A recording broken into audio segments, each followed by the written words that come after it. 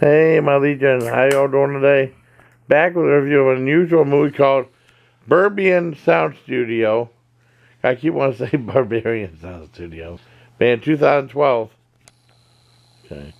About a sound mixer, a guy who works with sound for movies and stuff in there. And they're filming like either a Argento-esque or a Mario Bava-esque. About like... I assume it's like Witch Trials, Witch Trials, or the movie Mark of the Devil, because they mentioned Mark of the Devil once or twice. And that was the movie with Herbert Lom, from the Pink Panther movies in that one.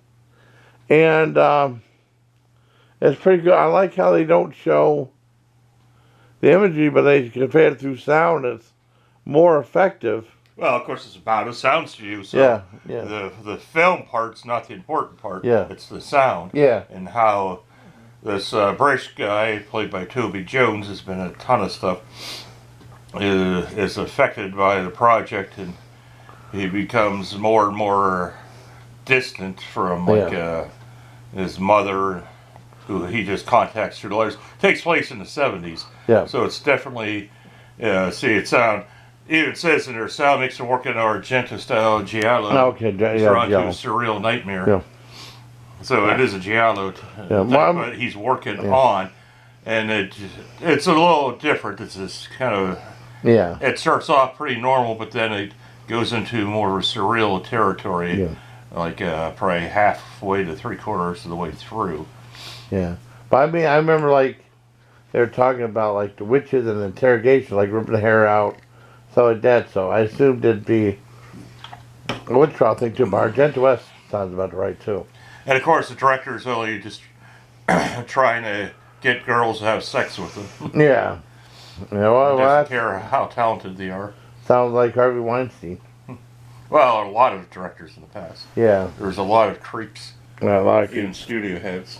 Yeah. That should have lost theirs. Well, he ended up paying for it. It took forever, but he ended up paying for it. It took long enough for them to go in Hollywood to stop putting up with it. Yeah, that's true. So I mean, I thought it was a pretty decent movie. I give it a.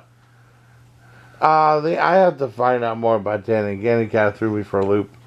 I probably with the ending, I probably give it maybe 7.5 out of 10. Let's see, probably 8 out of 10. Yeah, the ending's probably one of these movies where, it's the interpretation. Yeah. It's like what was in a briefcase in Pulp Fiction. I always said. What Hitchcock call those? MacGuffin. MacGuffin, yeah. Yeah, the crime dog. Yes. and then I always wanted to go to McDonald's and say, "Hey, can I have a sausage and egg McGuffin?" Did you? No, it's so stupid. I love that on the family. He has to be. Someone asked Michael if he had octopus foot. Yeah, I had a McDonald's. They had octopus McMuffin. I remember laughing at that as a kid. So funny. But no, this is a pretty good story. It's very unusual.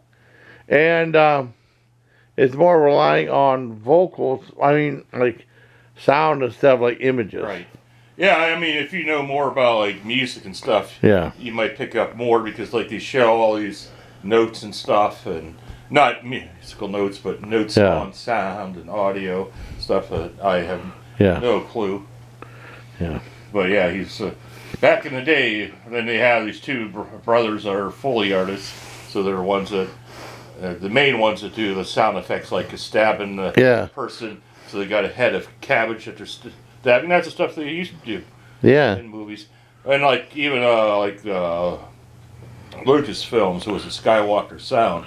Yeah. Well, that's what a lot of those guys would do. Like I can't remember if it was a lightsaber sword, was like a wire that was part of a telephone pole, and you tap that and get the sound effect. Oh, really? Like that. Oh, cool.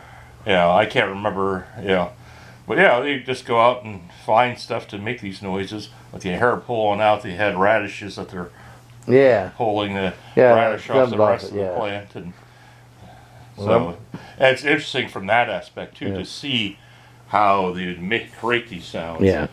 And I think that even started with radio. I think they would do that, or maybe before radio. It was first film or radio film, but yeah, they did that in radio too.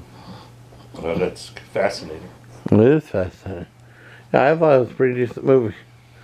So that's Berberian Sound Studio. Berber Sound Studio. So I guess that's it for me and my buddy John. So until next time, everybody, please take care of my Legion. Alright, cool.